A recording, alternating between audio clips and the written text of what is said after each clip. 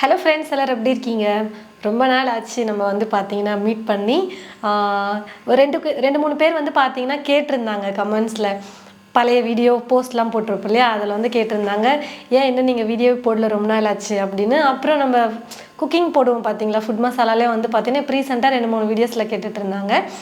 வெற்றி ப்ரோ, நீங்கள் எப்படி இருக்கீங்க, வீடியோ ஏன் போடல அப்படின்லாம் கேட்டிருந்தீங்க.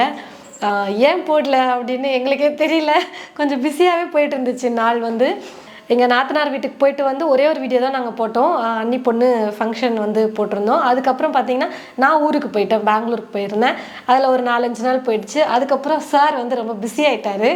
அதனால் அப்படியே வந்து வீடியோவே எடுக்க முடியாமல் போயிடுச்சு. வேறு ஒன்றும் பிரச்சனை இல்லை, நாங்கள் ரொம்பவே நல்லாயிருக்கோம். நிறைய பேர் கேட்டிருந்தீங்க எப்படி இருக்கீங்க, நல்லா இருக்கீங்களா அப்படிலாம் கேட்டிருந்தீங்க. நீங்கள் எல்லோரும் எப்படி இருக்கீங்கன்னு சொல்லுங்கள். ஹாய், எல்லோருக்கும் வணக்கம். ரொம்ப நாளாக வீடியோ எடுக்கல, ஒரு 10 நாள் இருக்கும். நான் வந்து பார்த்திங்கன்னா 1 வீக்காக வந்து வீட்டுக்கே வரல. ஃபயர் சர்வீஸில் வந்து பார்த்திங்கன்னா ஒரு சில டைம் வந்து அந்த மாதிரி நடக்கும். மொபைலைசேஷன் ஒன்று போடுவாங்க, படை திரட்டும் பணி அப்படின்னு சொல்லிட்டு. ஆள் இல்லாத பட்சத்தில் வந்து திடீர்னு அதை போட்டு வந்து ஃபுல் ஸ்ட்ரென்த் இருக்கணும் அப்படின்றத மாதிரி பண்ணிவிடுவாங்க. அது மட்டும் இல்லாமல் வெள்ளலூர் குப்பை கிடங்குல வந்து ஃபயர் ஆகிடுச்சு. அந்த சைடில் இருக்கவங்களுக்கு தெரிஞ்சிருக்கும். குப்பை கிடங்குன்னு சொல்லிட்டு எல்லா குப்பையும் கொண்டு போய் அங்கே கொட்டுவாங்க. அந்த இடத்துல வந்து ஃபயர் ஆனனால வந்து அங்கே நிறைய பேர் தேவைப்பட்டாங்க. அங்கே இருக்கக்கூடிய குப்பையெல்லாம் பார்த்தீங்கன்னா ஃபயர் ஆகிடுச்சு. நிறையா வந்து புகையாக அந்த சைடில் இருக்கக்கூடியவங்களுக்கே பார்த்தீங்கன்னா நிறையா புகையெல்லாம் வந்திருக்கும். ஸோ அந்த சைடில் யாராவது இருந்தீங்கன்னா கமெண்ட் பண்ணுங்கள். ஸோ அங்கேயும் பார்த்தீங்கன்னா நம்ம ஃபயர் சர்வீஸ் டிபார்ட்மெண்ட் இல்லாமல் கார்பரேஷனில் இருந்தும் நிறைய பேர் வந்து ஒர்க் பண்ணாங்க. ஸோ அங்கே ஒர்க் பண்ணவங்கலாம் வந்து நல்லா பண்ணி இப்போ வந்து கட்டுக்குள்ளே கொண்டு வந்துட்டாங்க. அணைக்கிற கண்டிஷன் ஃபுல்லாக வந்து கம்ப்ளீட் ஆகிற கண்டிஷனுக்கு வந்துடுச்சு அப்படின்ற மாதிரி சொன்னாங்க. ஸோ அங்கேயும் போய் ஒரு சில நாள் நாங்கள் வந்து ஒர்க் பண்ணோம். அங்கேயும் வந்து அங்கே ஒர்க் பண்ணுறதே வந்து ரொம்ப பெரும் பாடாக போயிடுச்சு. ஏன்னா பார்த்தீங்கன்னா அங்கே இருக்கக்கூடிய காற்று சுவாசிக்கிறதுக்கே வந்து ரொம்ப மோசமாக இருந்தது. அந்தளவுக்கு கூடிய வெறும் புகையாகவே இருந்தது. ஸோ அது மட்டும் இல்லாமல் அங்கே கிடந்தது பார்த்திங்கன்னா ஃபுல்லாகவே கண்ணாடி பாட்டில் அந்த மாதிரி எல்லாம் குப்பை எல்லாம் ஏதோ குப்பை எல்லாம் இருந்துச்சு. அங்கே வந்து ஒருத்தருக்கு பார்த்திங்கன்னா காலே, எங்கள் ஃபயர் சர்வீஸ் டிபார்ட்மெண்ட்டில் ஒருத்தருக்கு பார்த்திங்கன்னா காலே வந்து குத்திருச்சு, கண்ணாடி வந்து காலில் குத்திருச்சு. ஸோ ஹாஸ்பிட்டல்லாம் கொண்டு போனாங்க. அந்த மாதிரிலாம் ஒரு சில சம்பவம்லாம் நடந்துச்சு. ஸோ அதனால் பார்த்திங்கன்னா 1 வீக் வீட்டுக்கே வரல. அதனால் வீடியோ எடுக்க முடியல. அப்புறம் எலெக்ஷன் டியூட்டி வேறு. அப்புறம் அதில் கொஞ்ச நாள் அப்படியே ஓடிடுச்சு. அதனால தான் வீடியோ எடுக்க முடியல. ஸோ இதுக்கு மேலே வீடியோ வந்து கண்டிப்பாக வந்து கொடுக்க ஆரம்பிக்கிறோம். இன்றைக்கி வந்து பார்த்திங்கன்னா நான் வந்து பாஸ்தா வந்து செய்ய போகிறேன். அப்படியா? ஆமாம், ஏதோ ஒன்றுத்துக்கு ஃப்ரீயாக வந்துச்சுங்க இந்த பாஸ்தா. ஏதோ வாங்கும் போது நீங்கள் தான் வாங்கிட்டு வந்தீங்க, எதுக்குன்னு ஞாபகம் இல்லை, எதுக்குன்னு தெரியல எனக்கு, ஞாபகம் இல்லை. ஏதோ ஒன்று வாங்கும் போது தான் இந்த பாஸ்தா வந்து ஃப்ரீயாக வந்தது. சரி, இது ஈவினிங்கே இன்றைக்கி நம்ம ஸ்நாக்காக செய்யலாம் அப்படின்னு சொல்லிட்டு. ஏன்னா நைட்டு சாப்பிட்றதுக்கு வந்து பார்த்திங்கன்னா மதியம் செஞ்ச சாதம் சாம்பாரே இருக்குது. அதனால் இப்போது நைட்டுக்கு டின்னர் எதுவும் பிரச்சனை இல்லை. மதியம் எங்கள் அண்ணன் வந்திருந்தான், அவன் டீ வந்து அவனுக்கு போட்டு கொடுத்ததில் கொஞ்சம் மீதி இருக்குது. அதனால் இப்போ அந்த டீ இவருக்கு போட்டு கொடுக்க போகிறேன் இப்போ நான். அடுத்து இந்த பக்கம் பாஸ்தா வந்து வேக வைக்கணும் இல்லையா, அதுக்காக தண்ணியில் கொஞ்சம் எண்ணெய் ஊற்றி கொஞ்சமாக இப்போ உப்பு சேர்த்து வேக வச்சுக்கலாம். தண்ணி நல்லா கொதிச்சதுக்கு அப்புறமா நம்ம வந்து பாஸ்தா போட்டுக்கலாம். நம்ம என்ன ப்ராசஸில் போயிட்டுருக்கு, எண்ணெய் உப்பு போட்டதுக்கப்புறமா நான் வந்து பாஸ்தாவையும் சேர்த்துட்டேன். நல்லா தண்ணி கொதிக்க ஆரம்பிச்சதும் வேகட்டும், நல்லா வேகணும்ல, வேகலைன்னா அப்புறமா நல்லா இருக்காது. என்னம்மா வேர்வையில் நனைஞ்சிருவே அடுது வேர்வை ஊற்றுது. இதோட நான் 2 முறை போய் தொடச்சிட்டே வந்துட்டேன் கேளுங்க. அதனால் வேர்த்துட்டே இருக்குது. அது என்ன வெளி டிஸ்ட்ரிக்ட்லாம் மழை பெய்யுதுன்னு சொல்கிறாங்க, கோயம்புத்தூரில் வந்து மழையே காணோம். போன வாட்டி மழை சீசன்லேயே மழையே கோயம்புத்தூரில் இல்லைல்ல, வேறு ஊர்லலாம் வெள்ளமாக போயிட்டு இருந்துச்சு. ஆமாம், இங்கே மழையே இல்லை எனக்கு தெரிஞ்சு. இப்போ கூட ரீசெண்டாக வந்து நிறைய டிஸ்ட்ரிக்டில் வந்து மழைலாம் பெய்யுது அப்படின்னு சொல்லி. சேலத்தில் கூட மழை பெஞ்சிச்சு. ஆனால் இங்கே ஒரு தூரலை கூட காணுமே. இங்கே ஒன்றும் பெய்யல. அதுவும் இன்னொன்று பார்த்தீங்கன்னா அந்த வெயில் காலத்தில் ஃபேன் வந்து ஓடவே மாட்டேங்குது, ஸ்லோவாக ஓடுது, ஓட மாட்டேங்குது, ஏதோ கால் உடஞ்சு போன மாதிரி. இதோ குளிர் காலத்தில் சுல்லுன்னு ஓடுது, வேகமாக ஓடுது. எதுக்கு ஓடுதுன்னு தெரியல. இல்லை அது என்ன காரணம்னு தெரியல நிஜமாவே. வெயில் காலத்தில் ஸ்லோவாக தான் ஓடுது. காற்று நமக்கு வரலன்னு நினைக்கிறேன், அதனால தான். பேசாமல் மொட்டை மாடியில் ஒரு பாயை போட்டு படுக்கிற நிலமை தான் வரும்னு நினைக்கிறேன். ஏசி இருக்கிறவங்களுக்கு ஜாலி. ஆமாம், ஏசி இருக்கவங்களுக்கு ஜாலியாக இருக்கும். ஃபேன் இருக்கவங்களுக்குலாம் என்னடா ஓடவே மாட்டேது அப்படின்ற மாதிரி தான் இருக்கும். சட்டப்பட்டுன்னு ஒரு ஏசியை வாங்கி மாட்டி விடலாம்ல. அதை நான் கேட்கணும் உங்ககிட்ட. ஏன்ட்ட நீ கேட்டக்கூடாதுன்னு நான் உன்ட்ட கேட்டுறேன், தெரியுது. அப்புறம் இவர் வந்து இப்போதான் சாப்பிட போறாரு இதுன்னு நினைக்கிறேன்ல பாஸ்தா. இது வரைக்கும் நான் பாஸ்தா சாப்பிட்டதே கிடையாதுங்க, சாப்பிட்டதே இல்லை. ஆக்சுவலாக நானும் சாப்பிட மாட்டேங்க. கடைசியாக ஒரு டைம் எங்கள் அம்மா வீட்டுக்கு போனப்போ செஞ்சு கேள்வி வேணா பட்டிருக்கேன் நான். எனக்கு வெந்துருச்சான்னு செக் பண்ணி பார்ப்போம். என்னெல்லாம் ஆராய்ச்சி பண்ணுறேன் பாரு, சுடுது. அதனால் இன்னும் கொஞ்சம் வேகட்டும். இதே எடுத்து உள்ளே போட்டுருவோம்.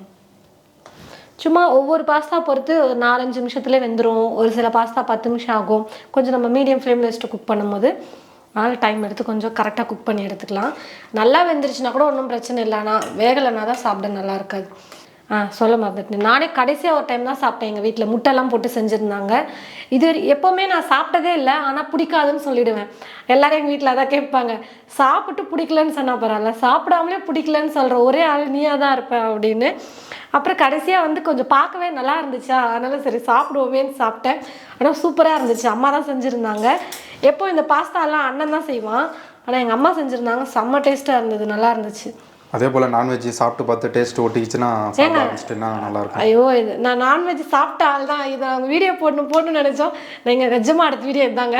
ஓகே. சாப்பிடாம இல்லைங்க, நான் சாப்பிட்டு விட்டுட்டேன் பிடிக்கலன்னு. அதனால் நீங்கள் வந்து நிறைய பேர் நான் சாப்பிட்டதே இல்லைன்னு நினச்சிட்டு சொல்கிறீங்க இல்லையா, அதனால் நான் சொல்கிறேன். வெங்காயம் வந்து பார்த்திங்கன்னா சேர்த்துட்டு வதங்கினதுக்கப்புறமா இஞ்சி பூண்டு விழுது சேர்த்துருக்கேன் நான். வெங்காயம் எல்லாம் ரொம்ப வதங்கணும்னு இல்லை, கொஞ்சம் ஓரளவுக்கு வதங்கினாலே போதும். இப்போ தக்காளி சேர்த்துக்கிறேன். குட்டி குட்டியாக 2 தக்காளியை பொடியாக வந்து கட் பண்ணி வச்சுருக்கேன். நீங்கள் தக்காளியை கட் பண்ணி சேர்க்குறதுக்கு பதிலாக பேஸ்ட் மாதிரி அரைச்சிட்டும் நீங்கள் விழுதாக சேர்த்துக்கலாம். நிறைய மெத்தடில் பாஸ்தா வந்து செய்யலாம். இப்போ நம்ம வந்து சிம்பிளாக வீட்டில் வந்து நம்ம செய்கிற மாதிரி வந்து பண்ணுறோம். இப்போ வந்து பிரியா மெத்தடில் வந்து பாஸ்தா நாங்கள் பண்ணுறோம். அப்படியே வச்சுக்கலாம். என் மெத்தடில் நான் வந்து பாஸ்தா வந்து பண்ணுறேன். ஆனால் சாப்பிட நல்லாயிருக்கும், நம்பலாம். அப்படியா? ஆமாம். ஓகே, நான் சாப்பிட்டு சொல்கிறேன். ஆமாம், உங்களை வச்சு தான் அவங்களே தெரிஞ்சுக்குவாங்க நல்லா இருக்கா இல்லையா அப்படின்னு. ஓகே, டெஸ்ட் பண்ணிடலாம். இங்கே பாஸ்தா வெந்ததுக்கப்புறமா வடிகட்டி எடுத்து வச்சிட்டோம். தக்காளி வதங்கினதுக்கப்புறமா கொஞ்சமாக மஞ்சள் தூள் சேர்த்துக்கிறேன். முட்டை வந்து சேர்க்க போகிறோன்றதுனால மஞ்சள் தூள் சேர்த்து பண்ணும்போது அந்த முட்டையோட ஸ்மெல் வராதுன்னு சொல்லுவாங்க. அதனால் சொல்லுவாங்களா? ஆமாம், அதான் உண்மை. எங்கள் ஃபாரின் இல்லையா? இல்லை, அதான் உண்மை. அப்புறமா காரத்துக்கு வெறுமிளகாய் தூள், கொஞ்சமாக கரம் மசாலா, அப்புறம் சீரகத்தூள் இருந்துச்சுன்னா சேர்த்துக்கோங்க. இப்போ என்கிட்ட தீந்துருச்சு, நான் வந்து அரைக்கணும். கொஞ்சமாக மிளகுத்தூள் சேர்த்துக்கிறேன்.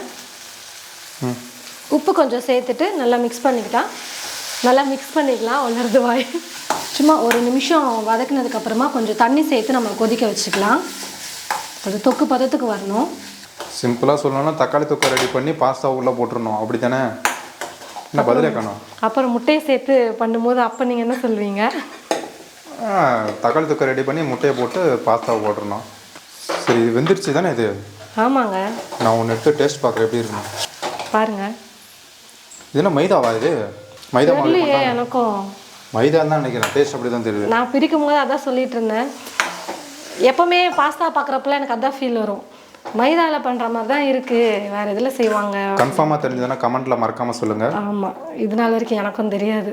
ஆனால் பார்க்குறப்ப அப்படி தானே ஃபீல் ஆகும், அது ஜவ்வு மாதிரி. இல்லை, ஜவ்வு மாதிரி இருக்கனால மைதான்னு தான் நினைக்கிறேன். ஓகே, தண்ணியை சேர்த்து கொஞ்சம் கொதிக்கட்டும். அந்த மசாலோடைய பச்சை மணமும் போகணும், அதனால் கொஞ்சம் கொதிக்கட்டும். என்னோடய அத்தை பார்த்திங்கன்னா இன்றைக்கி வந்து வீட்டுக்கு வந்திருந்தாங்க. அப்போ பார்த்திங்கன்னா முறுக்கு செஞ்சாங்களா, அங்கே கொண்டு வந்திருந்தாங்க. சரி, இப்போ நம்ம ஃப்ரீயாக இருக்கும்போது வந்து இப்போ முறுக்கு சாப்பிட்லாம் அப்படின்ட்டு நான் முறுக்கு எடுத்திருக்கேன். அதே நான் செஞ்ச மிக்சரை சொன்னாங்களா பார்த்தீங்களா? ஆமாம், பிரியாவும் மிக்சர் செஞ்சுருக்காங்க. சொல்லவே இல்லை, சரியான போங்கு. நீ அதை வந்து அங்கே வச்சுருந்த, அதனால் நான் பார்க்கல. பிரியா வந்து ஏதோ வித்தியாசமான முறையில் வந்து மிக்சர் செஞ்சுருக்காங்க. வித்தியாசமான முறையெல்லாம் இல்லைங்க. பாசிப்பருப்பு, பச்சைப்பயிறு. பச்சைப்பயிறு பாசிப்பருப்பு ஒன்று தானே? அது உடச்சா பாசிப்பருப்பு, பச்சை கலரில் பச்சைப்பயிறு முழுசாக இருக்கும்ல அந்த தானியம், அது வந்து வருது. நல்லா இருந்துச்சு மிக்சர். கொஞ்சம் வீட்டுக்கு கொடுத்து அனுப்பிச்சிட்டேன். அம்மா வந்து எனக்கு முறுக்கு கொடுத்தாங்க, நான் அவங்களுக்கு மிக்சர் கொடுத்தேன். ஆமாம், 2 பேரும் ஷேர் பண்ணிட்டாங்க. இந்த சூப்பரான சுவையான மிக்சரை நீங்கள் வந்து செஞ்சு பார்க்கணும்னு நினச்சிங்கன்னா தமிழ் ஃபுட் மசாலா சேனலில் போய் பார்க்கலாம். அது இல்லாமல் கீழே டிஸ்கிரிப்ஷனில் லிங்க் கொடுக்குறோம், அதுலேயும் போய் செக் பண்ணி பார்க்கலாம். நீங்கள் பிரியா பார்த்தீங்கன்னா அங்கே வந்து ஒர்க் பண்ணிகிட்டு இருக்கும்போது நமக்கு வந்து ஃப்ரீயாக தான் இருக்கும். கேமராமேனுக்கு என்ன வேலை? ஸோ ஏதாவது சைடில் ஏதாவது சாப்பிட கிடைக்கும். முட்டை உடச்சி ஊற்ற போகிறேன். அப்படியா? ஓகே ஓகே ஓகே, நீங்கள் உங்கள் வேலையை பாருங்கள். ஓகே, நான் வந்து அத்தை செஞ்ச முறுக்கை வந்து சாப்பிட்றப்போ ஸோ அந்த சவுண்ட் எப்படி இருக்குன்னு மட்டும் நீங்கள் கேட்க போகிறீங்க.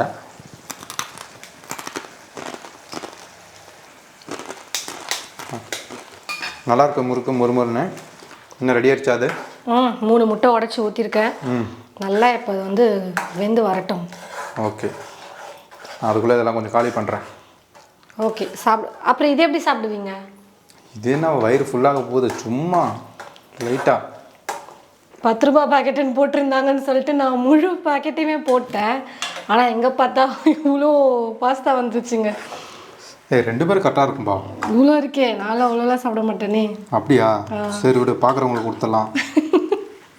கொஞ்சம் அதிகமாக தான் வந்துருச்சு. பாதி போட்டிருக்கலாம் போல எங்க ரெண்டு யாருக்கெல்லாம் வேணும் கமெண்ட் பண்ணுங்கள், உங்களுக்கு வந்து பார்சல் அனுப்பிடுறோம். போய் சேரத்துக்குள்ளே அவங்களுக்கு கெட்டே போயிடும்.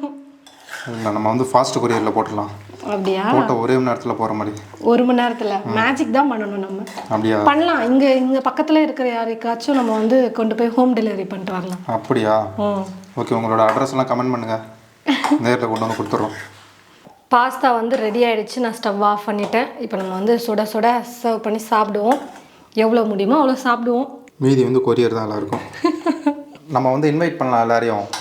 எவ்வளோ பேர் வர முடியுமோ அவ்வளோ பேர் வரட்டும். நம்ம காட்டில் இது நான் வந்து ஆக்சுவலி யோசிச்சு வச்சுருக்கேன். ஓ சூப்பர். நம்ம காட்டில் வர வச்சு நம்ம வந்து பிரியாணியோ ஏதாவது செஞ்சு சாப்பாடு போட்டு எல்லாருக்கும் கொடுக்குற மாதிரி. Okay done. நல்ல ஐடியா. இல்லை இப்போதைக்கு முடியாது நம்மளால.